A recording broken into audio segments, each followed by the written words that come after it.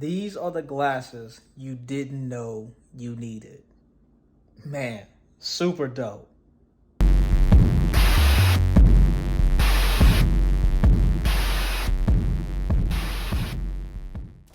What's up? What's going on? Welcome back to the channel, man. And I'm talking to you today about these glasses, bro. These are the Oakley Katos. And I got a lot to say about these, right?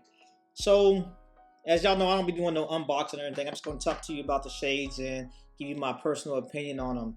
Once again, Oakley didn't send me no shades. I paid for these out of my own pocket, so I'm just going to give you some honest feedback with them. I didn't even need no new shades, right? And kind of like the title says, I didn't even know I needed these shades or I wanted these shades, right? I had seen them Legion boys wearing these, and when I seen the design of them, it looked pretty cool. It looked kind of dope, but I seen the price tag on them. They're kind of pricey, and I was like, I don't really need them. So how did I get them, right? Before I was running these Sutros, and these are kind of like a knockoff version. I got them from Amazon. I think I paid maybe like 20-30 bucks for them, and they were doing pretty well for me. But then eventually I upgraded to the real Sutros, and the reason why I got these was, for one, these are the Sutro S's, and the S's are slightly, well, not even slightly, I said they're a lot smaller than the normal size one, and they fit my face so much better. And then also going with the legit pair, man, just the build quality, the retention on your face, and the way the lens looks is everything. So these ones, I'm out hanging out with my girlfriend one day, and we walking through the mall, and we going to the Oakley store, and I see these in here. And like I said, I've seen these before, but I've never seen the 24K ones in person. I've only seen Legion wearing them. So I look at it, I was like, yo, these is kind of dope, you know? So I said, hey, can I see them? The guy takes them out. I put them on my face, and man, they just fit my face like extremely well. That was the first thing that I was like, I probably need these, you know what I'm saying? After that, just for me, they passed the eyelash test, right? So I kind of got long eyelashes, and sometimes I'm wearing certain shades and my eyelashes rub against the actual lens, and it's like super annoying. So they passed the eyelash test, they fit my face, and they just look too cool, man. I wanted them bad. So then, you know, I was like, hey, how much are they? 300 bucks. I was like, ooh. And I had just bought my Sutro S's, and I was like, I really don't need another pair of shades. So I'm like, let me just hold off on them. So that's what I did. So I go home, I get on eBay, I find these on eBay. I think I paid $110 for them.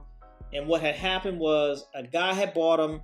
They didn't fit his face. He didn't like them, and he wanted to sell them. So I got a crazy deal on them.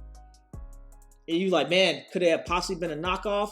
They could have been, but for those of you that don't know, all Oakley products, they have the serial number inside the glass, and you can run a serial number to verify that they are authentic Oakley. So I sent them up. I was like, hey, man, can you send me a picture of the serial number? Because I want to verify to make sure they legit Oakleys. And everything checked out. Got on the auction, won it for like 110 bucks. Next thing I know, I got them, right? So I probably got about 50 miles or so on these. Loving them. Loving them. The things that I like about them the most is like the clarity of the lens, but then also the shape and the size of the lens. And I'm gonna explain. So like I said, these are the knockoff Sutros, but they're the same size as of the authentic ones. These are nice. They give you a good field of view, but sometimes they're too big on my face. So when I'm riding and it's hot outside, I feel like it keeps a lot of heat on my face, and I don't like that. I don't like that. Also, with the size of them being so large, when you got like, you know, your helmet on, or you got your some type of headphones, and like I wear a sweatband or a headband or something, it's just a lot going on my face, and I really wasn't feeling that. Now with the Sutro S's, they fit my face better. It's a little bit smaller profile, but it was still kind of big, and I was like, I don't really know if I like that. But these, man, I feel like they're the perfect shape.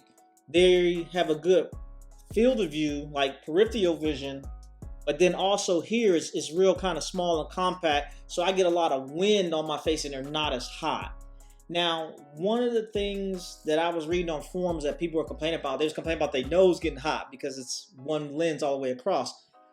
I did notice like a slight bit of more heat around my nose, but it was nothing that made me concerned or make me not like the product. It was not a concern to me. For me, the fit, the field of view, and all the extra wind I was getting on my face was way better, or it overweighed just a little bit of heat that you get on the nose, right?